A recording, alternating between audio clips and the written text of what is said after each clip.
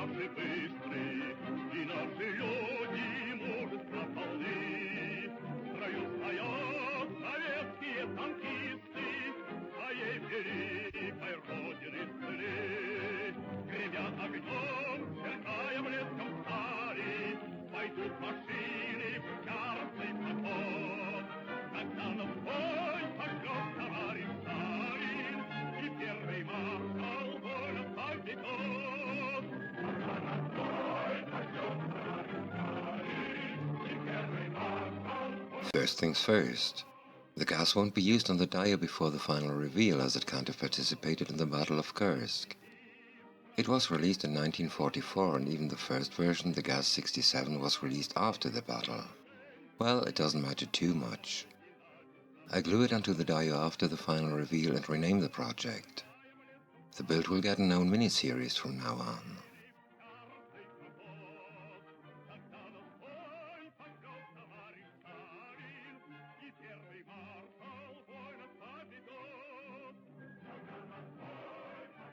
I must save money, and this way I'll get 2 dias for the price of 1. Thanks, Patrick, for allowing me to do this. So, here we are, and the first things I wanted to build were these triangular shapes on top of the bonnet in front of the windshield. In the booklet on the gas they are referred to as air intakes, but I still think that the real purpose was to get rid of ice on the windshield. If there were intakes, the vent should be turned around. And that's what the first bit of extra detailing is about. As I mentioned, these are openings, but on the kid's bonnet they're solid. Of course you could leave them like this, but they'll always look solid whatever you do to them. Drilling them out didn't appear to be an option. The plan was to use the bonnet and just replace these bits with parts from stiff aluminum foil. To get the basic shape, I burnished very thin masking tape all around them. You want to make it stick as tight as possible to get the correct shape. Then I traced them with a very sharp pencil and rubbed it sideways across the top edge. Then I pulled off the tape and put it on the cutting mat. I cut out the triangles and stuck them onto a piece of medium-thick aluminum foil. This foil comes from one of those small square cans of food I feed my dog. First rule of scratch building: never throw anything away that looks like it could be used for modeling. Second rule of scratch building: try to use what you've got around the house and save money. After outlining the triangles with a pencil, I used a needle to mark start and end of the center line. Then I carefully scored this line with the back of the blade along a ruler. I cut out one of the triangles but left a narrow rim along the long edges. They should serve as locators inside the holes I wanted to cut into the bonnet. I started thinning down the bonnet's inside with this coarse sanding wheel. I used my cheap but reliable Dremel knockoff with a flexi shaft. For my way of working with this machine, the flexi shaft is perfect because I can hold it like a pencil and the machine's body isn't in the way. I had shaved off one of the vents and drilled a hole into the area. That's the easiest way to check the material's thickness while you're removing it from the other side. I didn't expect this old styrene to be that soft. I slipped off with a knife and so the opening was larger than I had wanted it. The bonnet was damaged beyond repair, and so the first bit of scratch building turned into a disaster and a major operation. That wasn't what I had hoped for, but now I had to rebuild the complete bonnet. I decided to use the same aluminum foil I had used for the new vents. And I used the same way to get its shape that I had used to do the vents. The vents bases had to be built too, and I used the same foil again. Their tips are curved, and in order to cut them I made a small tool from a nail. I cut off its tip and centered it to a D shape. Then I centered the D's flat side off till I had a very sharp half-circular edge that I could use to punch out the curved tips.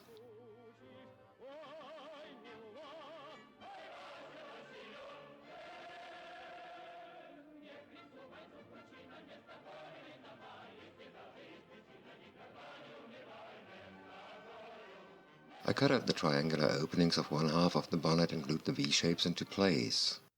When I saw the result, you will have heard me shouting, swearing and cursing all over southern Germany. That was...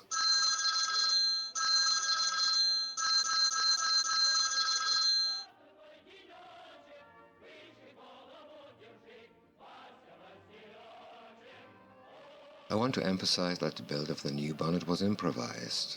If I had done some better planning, it would have been less complicated. Third rule of scratch building: plan ahead, make notes, and maybe some drawings. I tend to forget about this rule and I never make any drawings. First thing I did was building a simple frame. I used the kid's bonnet to find the correct shape. To do this, I used a piece of copper wire that I bent tightly around the curves. Then I outlined the shapes on a 0.4mm styrene sheet. You want to keep in mind to do this on the inner side of the wire's curve. Then I marked the positions of 2 more ribs I wanted to build to give the frame more stability. These ribs were cut in halves and glued to the centerpiece. A long strip of aluminum foil was scored lengthwise. This was the locator for the new hinge. The frame was a bit wonky, and so I glued 2 more long styrene strips to the ribs underside. After that, the construction was even uglier but quite stable. The new parts for the hinge were cut and waiting to be glued into place. And here they are. Not perfectly straight, but for me that was good enough to look realistic. What worried me much more was that I could only use the rear and front ribs' bottom areas to glue the bonnet to. I had cut off too much of the 2 other ones when I cut them in halves and adapted them to the centerpiece. I made new tape for the 2 parts of the bonnet and put it onto the aluminum foil. Then I marked the cutouts for the vents. I cut out the openings and pulled off the tape.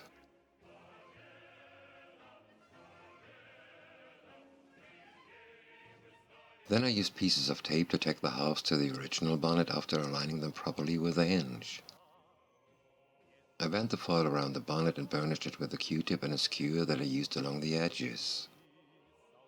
Since the bonnet was damaged after shaving off the original vents, the first dents and bumps appeared. That's part of the improvised build and one of the things I should have avoided. This kit doesn't have an engine, so I had to do something to block the view through the vents openings. I didn't find any pics that show the use of a screen on the actual car, but I took artistic license here. The small piece of screen was pre-bent and then glued to the bonnet's inside. I like the result. Then I built new V's. This time I decided to use 0.2mm styrene sheet. It's easier to cut than the aluminum foil. My new tool was used to punch out the curved tips.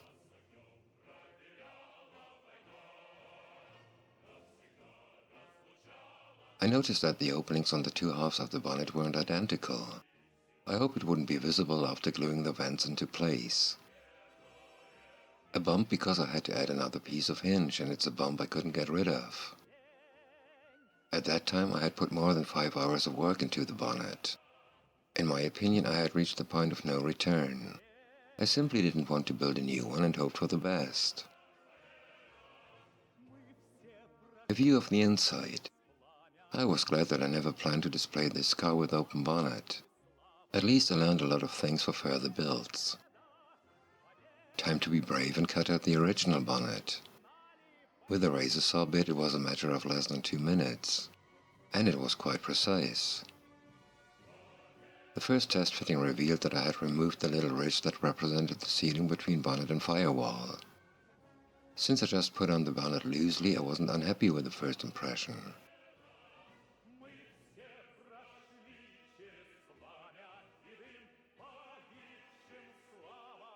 The kit part doesn't have a firewall, but I needed at least a small part of it to glue the bonnet to. I built it from a piece of 2x2mm square styrene rod and a piece of 0.4mm styrene sheet. It didn't matter what it looked like because nobody would ever see it. This is what was left of the bonnet. While I was test fitting the new one, I noticed that it was slightly wider than the kit's bonnet.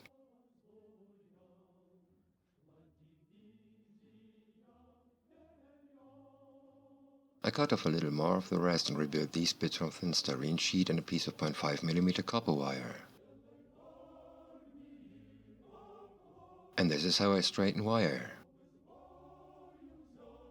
I used this piece of wood and rolled the wire on the cutting mat. The result is an almost perfectly straight piece of wire. I needed this wire in a D shape, so I sanded it flat from one side.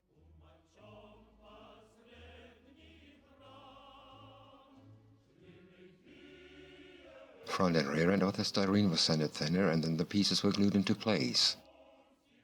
I'll talk about the handles a little later.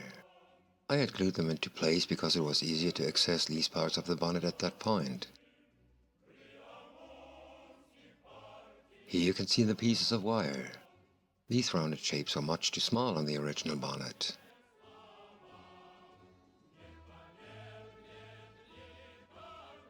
And to make the construction even more complicated, I added fortifications to the open space of the kit's part. As I said, I was glad that I had never planned to display this car with open bonnet.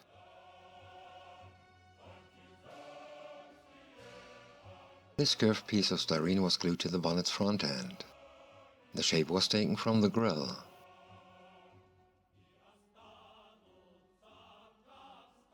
The bonnet seemed to fit quite well.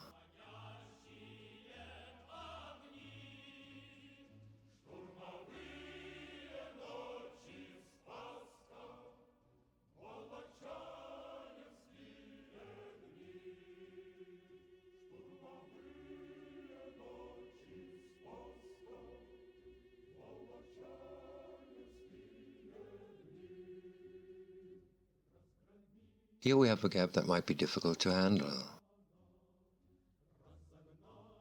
This gap would need some filling.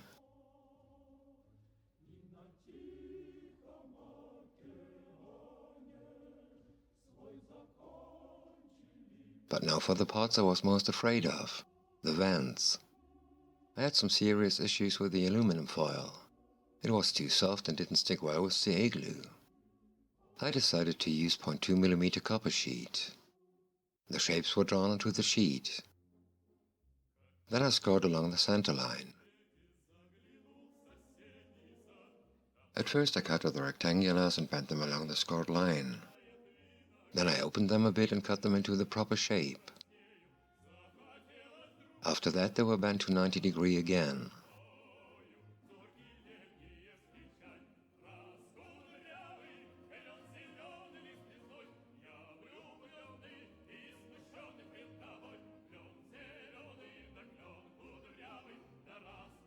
The first vent glued into place. I was really happy with it.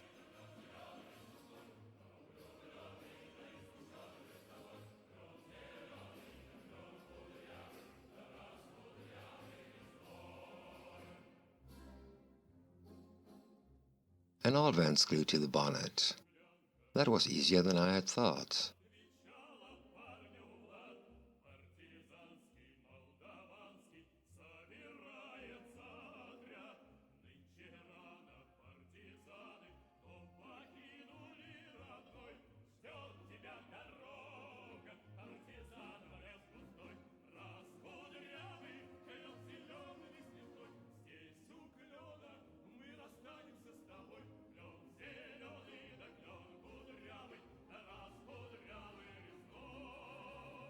As you can see, there are handles and latches that are missing on the Tamiya kit.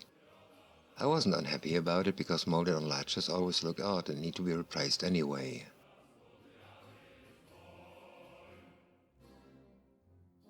Building the handles is simple.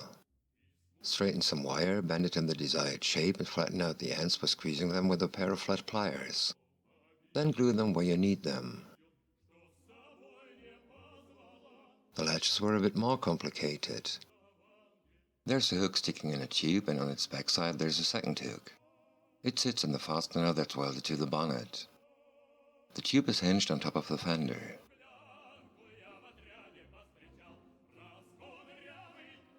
To build the fasteners that are attached to the bonnet, I used copper sheet again. The strip of copper sheet is 2mm wide and I scored 4 bending lines crosswise. The copper was bent over a piece of copper wire I had attached to the cutting mat. I used flat pliers to squeeze the sheet tightly around the wire. The fastener should be 2mm wide. I marked positions for drilling holes because these plates have half-circular cutouts on either side. I drilled the holes with a 0.8mm drill bit. Then the pieces were cut off. Some sanding from the rear was necessary to get rid of the sharp ridges.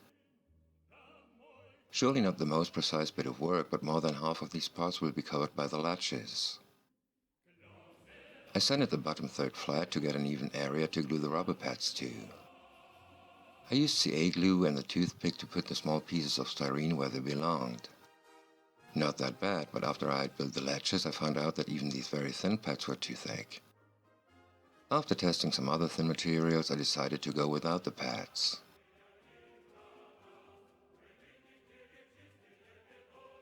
I built one of the latches as a prototype later that evening, but I only took a couple of pics with the part glued into place.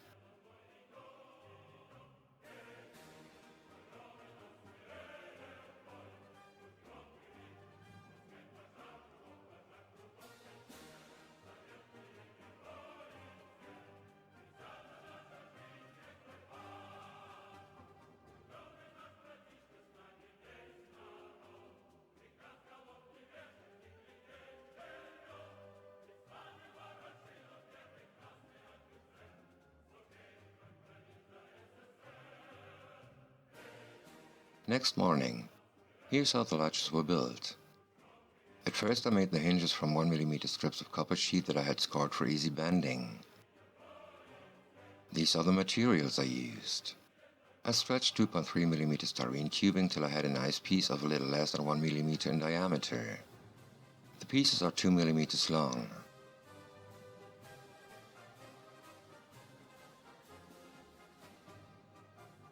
Then the 0.3mm wire was glued into the tubes and its ends were flattened out and bent. After that I glued these sub-assemblies to the hinges. I wanted to depict one broken latch, so I glued it to the hinge in the open position. The pieces of 0.2mm wire were glued into the fasteners openings and then bent and glued to the latch's hooks. The open latch received a short piece of 0.2mm wire that was cut off as if it was broken. That's what the bonnet looks like now. Using even thick aluminum foil for the bonnet was my best idea because it bends under the lightest pressure. At first I didn't like all the dents and bumps, but after all these hours of working on the bonnet I wanted to call it finished. And let's be honest, I would have had to add some kind of damage anyway. So it happened in the most natural way because of the soft material. The small box you can see on top of the left fender is what we talk about next. Last but not least, I drilled the holes for the headlights wiring. On the actual fender there's a small toolbox and I wanted to build it and display it open.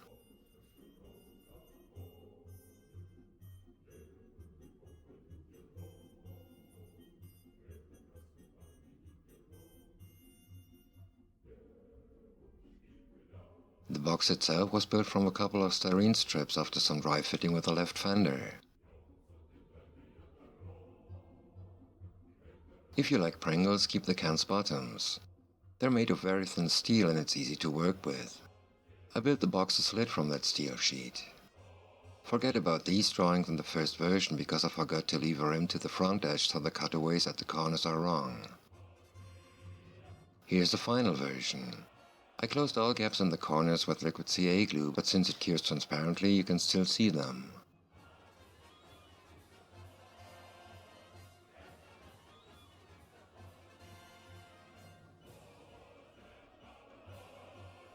The hinge was made from a piece of 0.5mm copper wire that I rolled carefully under the blade of the hobby knife to get the partitions.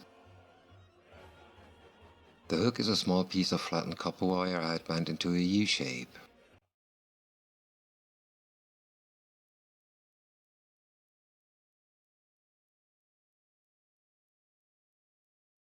My first attempt to build the latch. This is the inner part with the hinge.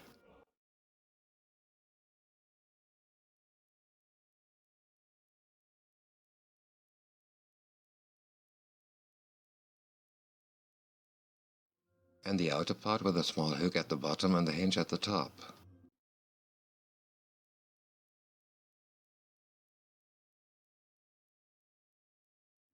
The pivot was made from copper wire.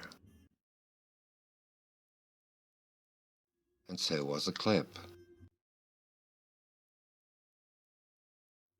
The latch is functional.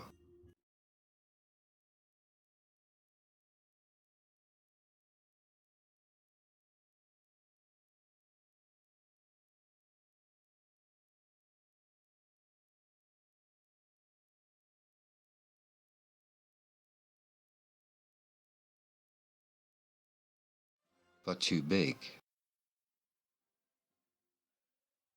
Second attempt. This time I used a steel sheet because it's thinner than the copper sheet. The inner ledge was built in an easier way.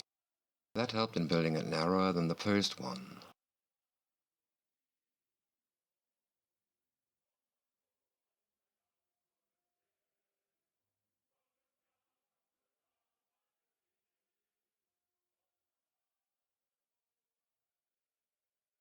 Then I built the outer ledge, and this time I didn't forget to remove the bit between the two sides of the hinge.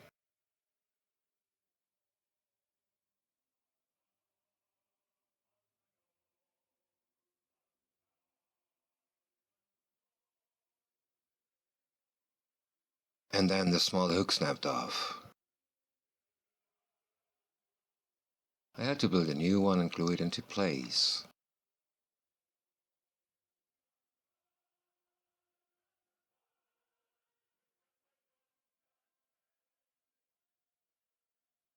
Then I assembled the ledge.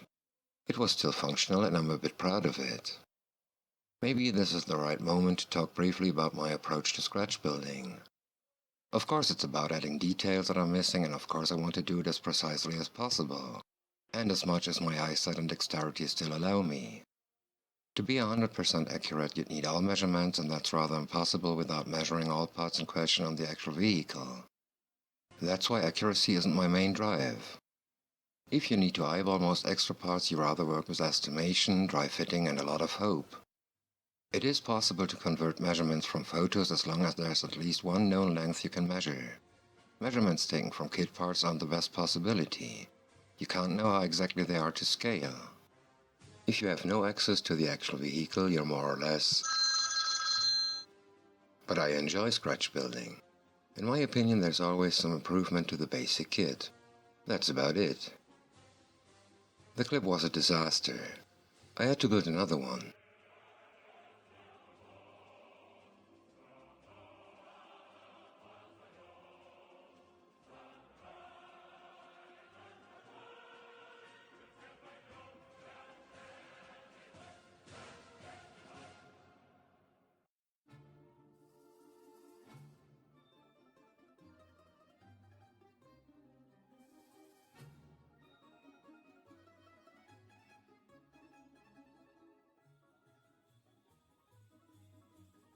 Not perfect, but much better.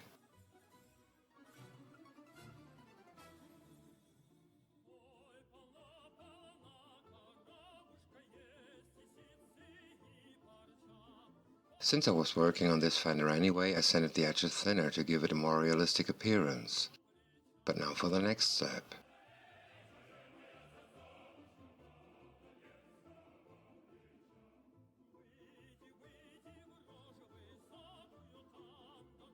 After taking a real close look at the many reference pics, I decided to build new seats. The kit's rear seat is simply wrong. The actual backrest is bolted to the floor panel and not to the seat. The seat is hinged to the wheel wells. I wanted to correct these mistakes, but at first I had to do some testing. The frame for the new seat would be built from 1mm copper wire. I had to find out if I could drill a hole into the flattened out part of the wire. I let the end of the wire glow out in a candle flame and allowed it to cool down slowly. I wiped off the soot with lighter fluid.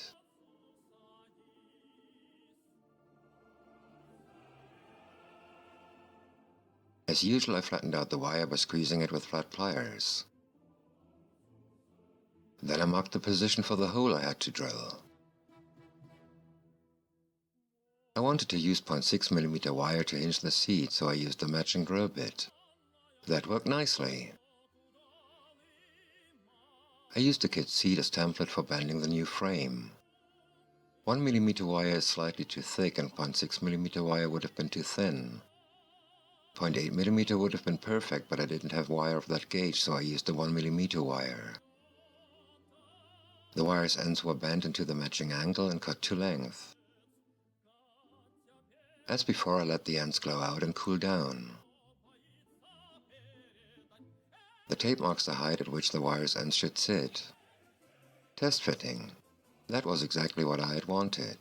A short distance between the wheel wells and the wire's ends. The The rear part of the frame was also built from 1mm copper wire. I sanded the outer edges of the wire's ends flat to get a nice area to glue it to the main part. And here are all the parts for the seat. The piece of 1mm ABS plastic, the frame parts and 2 pieces of 0.5mm wire. As with the bonnet, I sanded the 0.5mm copper wire flat and then glued it to the seat's underside. The actual part is made from pressed steel, and these are fortifications that are pressed into the steel plate.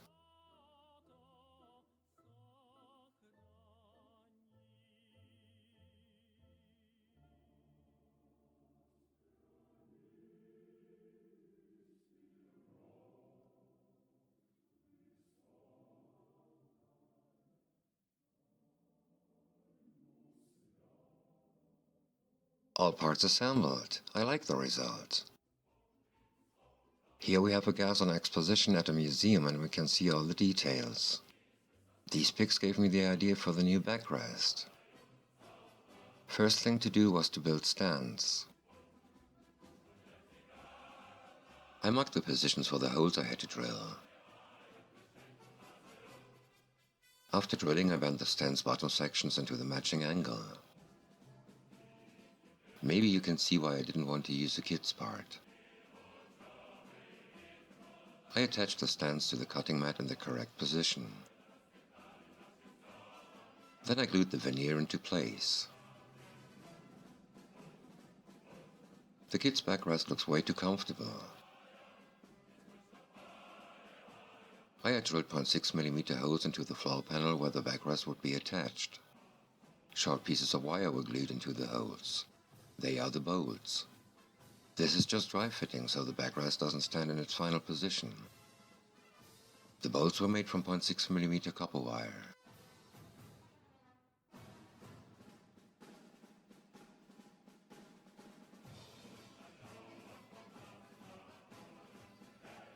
And here are seat and backrest. Only the seat's cushion is missing. You will have noticed the clamps for the rear seat. That's what I built next. The bases were made from copper sheet. The actual clamps were made the same way as I made the fasteners on the bonnet. Then I realized that the bases were a bit too short at the top. Instead of building new ones, I glued them onto longer strips of copper sheet. After that, I had enough space to glue the clamps onto the bases.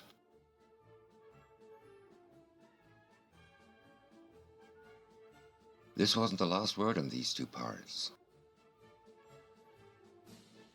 But now it was time to drill the holes for the seat's pivots.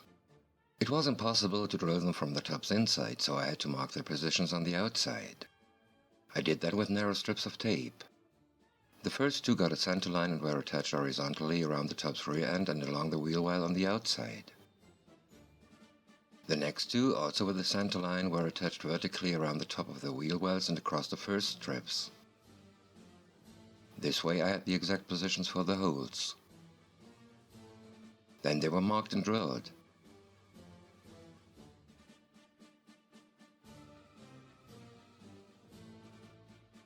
These two pieces of tubing were needed on the tub's inside. Here you can see them on the actual car. To glue them into place, I put them on a longer piece of 0.6mm wire. The wire was slowly pulled backwards. The moment the tubes touched the wheel well, I used a mere extra thin to glue them into place. They sit exactly opening on opening. After the glue had cured, I sanded the tubes, rings may be the better word. Well, I sanded them thinner to accommodate the rear seat. It was a little later that I realized I had made a mistake, but now we look at how I did the cushion. I glued 5 pieces of 4-layer tissue paper onto the seat. For the first piece I used pure PVA glue, and for the next 4 pieces I used diluted PVA glue. I used a self-made narrow wooden spatula to push the paper exactly to the edges of the seat.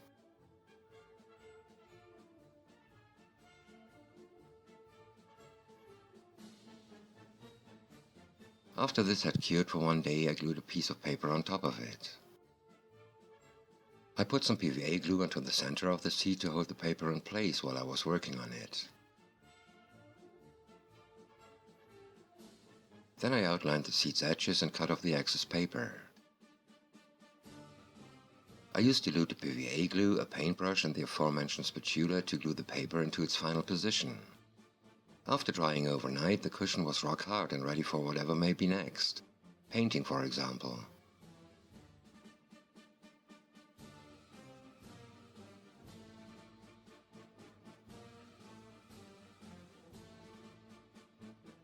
And now back to the mistake I made.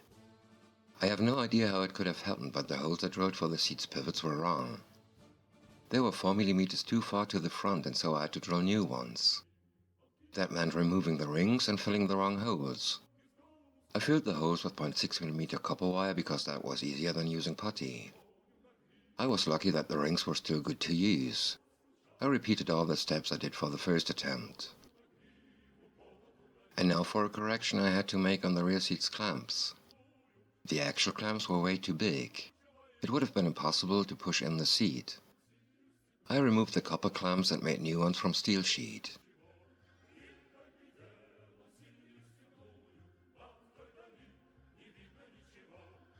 Then they were glued into place.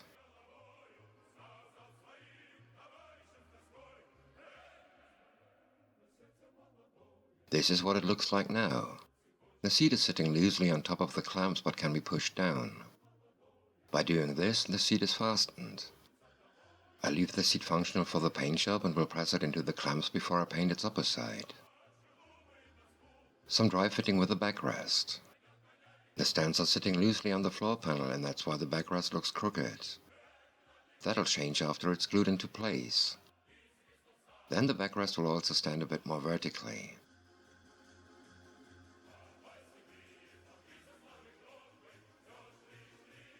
If you watch carefully, you will already have seen the second tank. Here's a pic of an actual gas with the tank under the driver's seat. On this one you can see the fuel line. And here how it's bolted to the floor panel. The tank's shape isn't difficult to replicate. I decided to build a stable core from styrene parts. These other parts are made for the tank's core. I glued the square rods onto the thin sheet and then I attached the tubing with the flat sides to front and rear. Then I wrapped it with a strip of 0.2 mm styrene. The sidewalls were simple rectangulars that I glued to the tank's sides.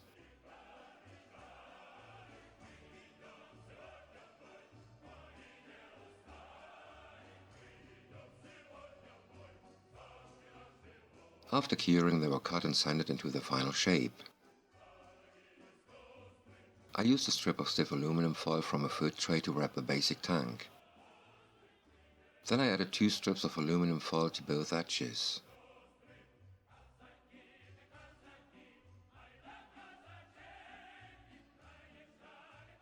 The filler cap was made from a short piece of styrene tubing, a small piece of thin styrene and a piece of aluminum foil I had wrapped onto the tweezer's handle. Here it is glued into place. It sits slightly off-center like on the actual tank. I had also drilled the hole for the fuel line. Why does the tank remind me of a tank?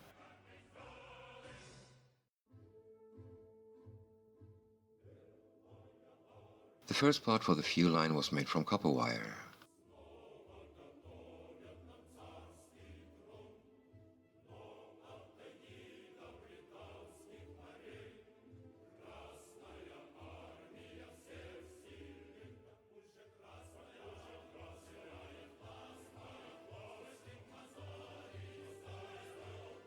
The hose is made from rear rubber like the actual one.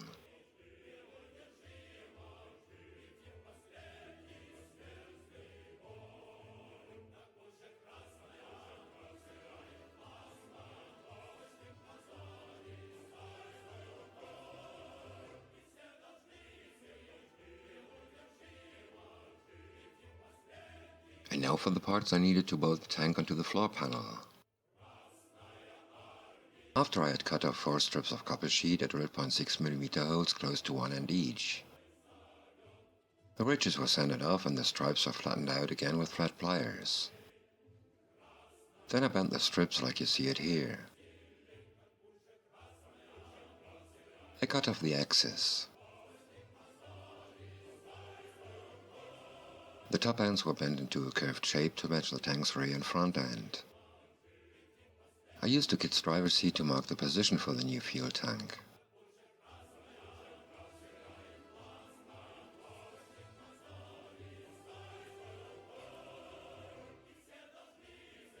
Then I removed the giant locators.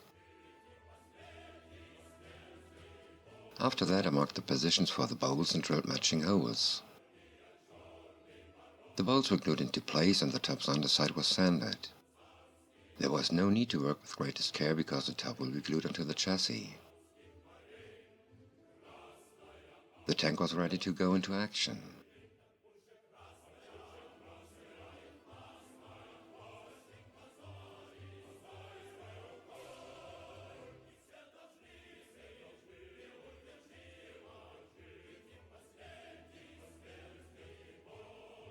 And here it is, glued into place.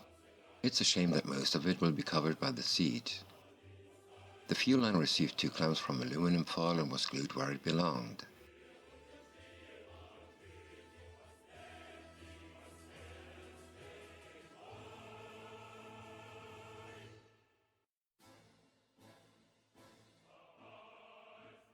I'll show you how I built the front seats in the next video. There are a couple of things I have already built, so we'll look at them now.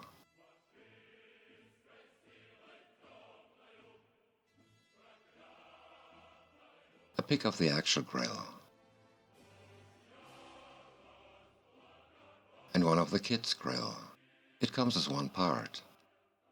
You could use it this way if you're not into extra detailing, but I wanted to look more realistically.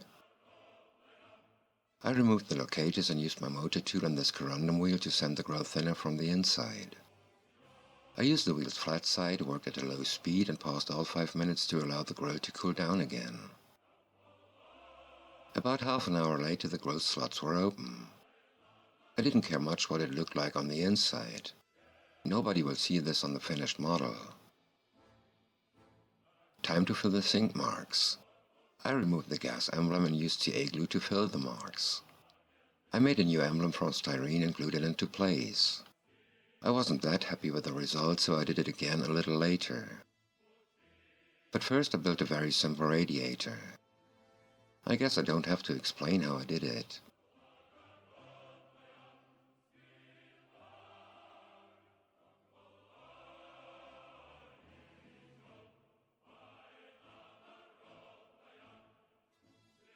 And here are a couple of pics I took while I was test fitting the radiator.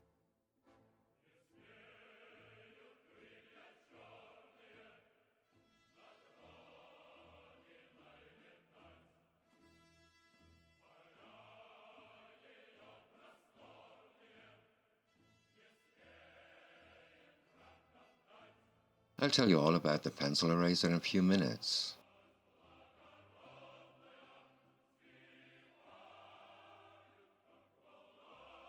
The Soviets used the Willys Jeep as a role model for the development of an own military car. They obviously liked these boxes and copied them. So it happened that I built them for the first time on the gas and not on the Willys Jeep as I always had wanted to. I talked about this method before, so you will know how I did it. The styrene is too thick to allow gluing the box inside the wheel well, at least not without any changes. The only way to handle this was to cut off this section of the wheel well. Then the vertical area where the box would sit was sanded thinner.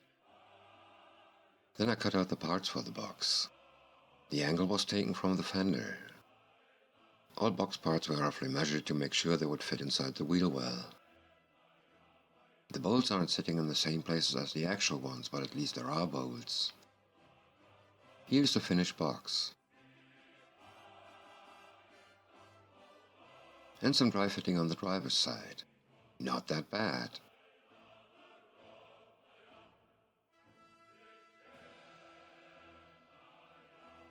I used some Pringles steel for the lid. I made a mistake because I scored the bending lines on the wrong side and then of course bent it accordingly. Now I had a lid for the driver's side, but I wanted one for the passenger's side. I decided to shave off the molded on part and replace it with this one. To make it easier to glue this lid onto the wheel well, I glued a small piece of styrene to the inside. The hinges were made the same way as that of the toolbox. Again I filled the gaps in the corners with liquid CA glue.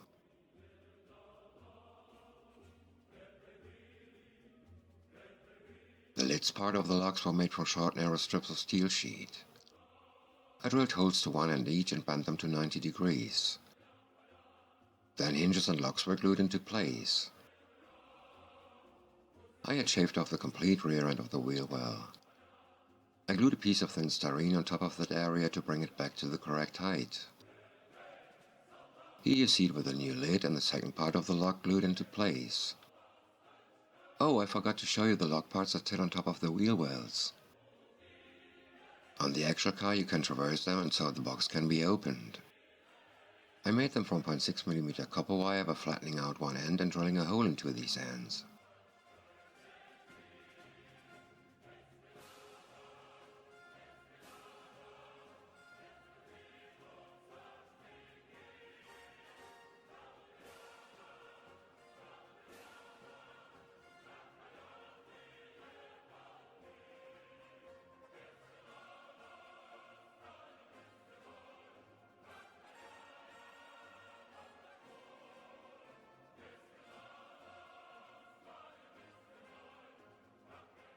I wasn't sure how much of the small box on the passenger side would be visible after the assembly. To play it safe, I decided to build another one for the driver's side. Here it is glued into place.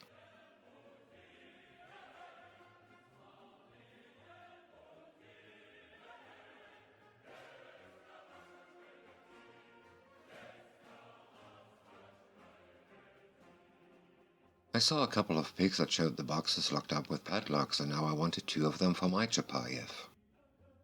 It wasn't that important to build them absolutely identical because they might have come from 2 different manufacturers. But even after sanding them a bit, they still looked too big. It was a challenge for my fingers to hold these 2 parts, and I was defeated very often, even if I used tweezers.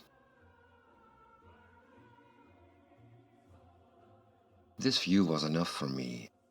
I decided to build them again, but not from styrene this time.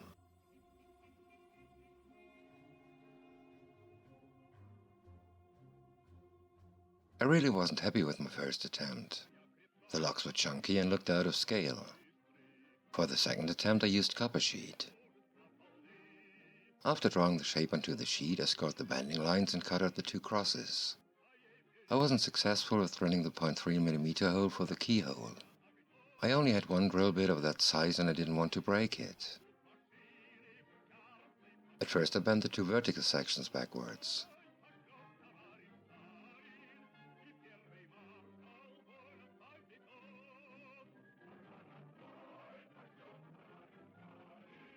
Then one of the horizontal sections. The cutouts I had made on the vertical bits and the bending line left a slot of 0.2mm for the copper wire. I cut this part flush with the sections that were already bent into place. The second horizontal bit was bent and cut flush with the rest. The keyholes were drilled into pieces of 0.2mm styrene sheet that I had sanded much thinner. The keyhole for the open lock was replaced later. The clips were bent and the open one was glued into place. Bending the closed one at that point was a silly idea because it was way too small to handle now. Here you see the new keyhole I had made for the open lock. The better way to build the closed lock was to glue a piece of wire into one of the slots. Then I inserted the wire into the 2 parts of the lock and lid and fender and bent it roughly into shape. The padlock was glued onto the lid, the wire cut to length and then glued into the second slot. This was simple.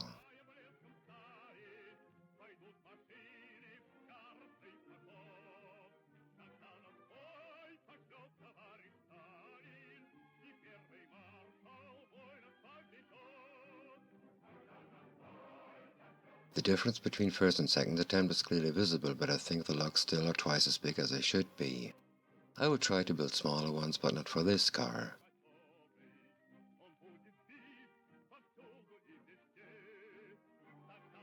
I changed the box a little bit. It was slightly too long and the corners weren't square. Then I built the first part of the wheel well's top that I had removed in order to build this box.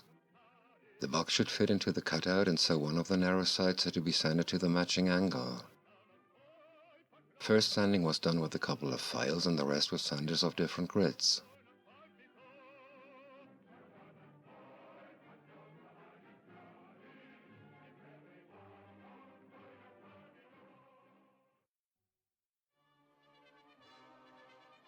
After gluing and curing, all but this L shape was cut off. I made the mistake to try and cut the narrow outer edge while the box wasn't glued into place yet. The knife slipped off a bit and destroyed the edge. Before I took care of this, I glued a locator for the box to the edge of the kid's wheel well, or what was left of it. After that had cured, I glued a very thin strip of styrene on top of the locator to get an even edge. Then I cut out this piece of 0.4mm styrene to replace the edge I had damaged. Last part was this piece of thin styrene that was glued on top of the box. Its opening is a bit smaller than that of the box. I'm not really happy with this 0.2mm styrene by Plus model because it's almost impossible to glue it with plastic cement without melting it completely. In this case I used CA glue. Second issue is that it's almost impossible to sand it to a proper shape. I always ended up with thin styrene fibers or lumps sticking out that were difficult to remove. Scott gave me the fantastic tip to use a pencil eraser for the last run of sanding. It was too late for this part, but I used it a couple of times after this and it worked a treat. Thanks again, Scott. The edges of both styrene parts were filled with liquid CA glue and sanded. Then it was time to glue the box into place. The moment of truth. Were my measurements and the build of this subassembly precise enough? Apart from minimal sanding and minor gaps that I filled with liquid CA glue again, fit was very nice. What a relief! Last thing to do was gluing the tiny lever and the padlock into place. The last bit of sanding on the lever's top edge and this part of the build was finished.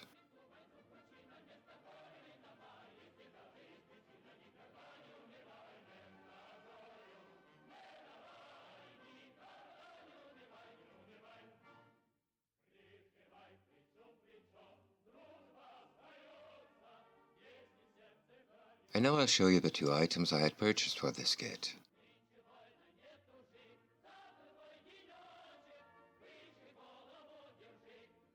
I told you about these wheels at the end of the inbox review. Not my first resin wheels, but the first by this company. They come with masks and we'll look at the instructions in a second. The wheels look fantastic and have very nice Russian lettering. The rims look exactly like the actual ones.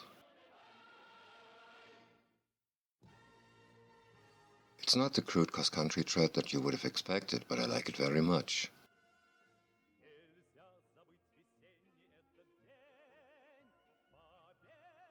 There are two options to use the masks. You can mask the tires or the rims, depending on what you painted first. In this case, it may be easier to paint the rims first, because like all tires, these have convex sidewalls, so masking them appears to be a bit more difficult. Dev models offer a nice variety of resin wheels. Maybe I'll order other sets if I like how these wheels turn out. I must admit that there are cheaper brands around, but the only alternative didn't look much better than the kids' wheels, and as I mentioned in my review, you can use them without any problems.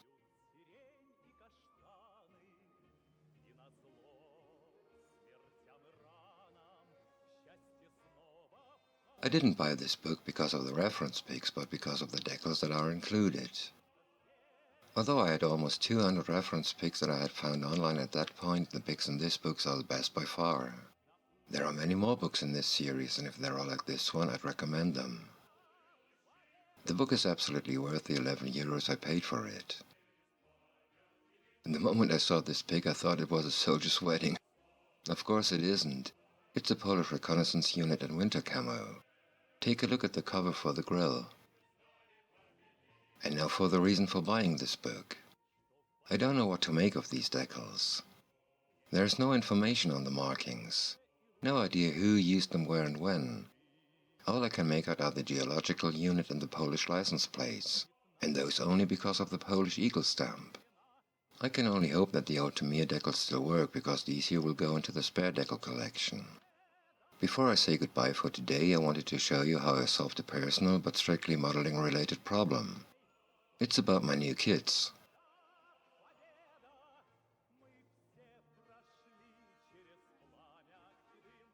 These are the kits I want to do reviews on. The order is from the largest to the smallest box. The amount of kits became intimidating and I simply wasn't able to decide which review I should do first. The solution was a random name picker I had used for my 2 giveaways. This way I got rid of the responsibility.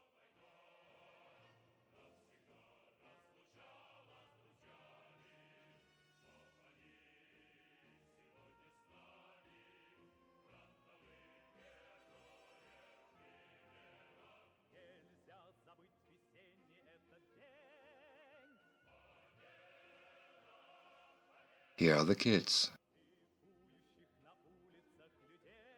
The largest box with the least styrene in it. Another fantastic gift I received from Scott again. Like this wonderful Stück 3. Then this old kit. I was so happy about the re-release. The Hetzer. This beautiful Mercedes. A nice figure set. And 2 very well detailed motorbikes. I guess you know how it works. Copy and paste. All there? Yes. Start. And so my next inbox review will be on the Stück 3. That's it for now. Almost. I promised you something.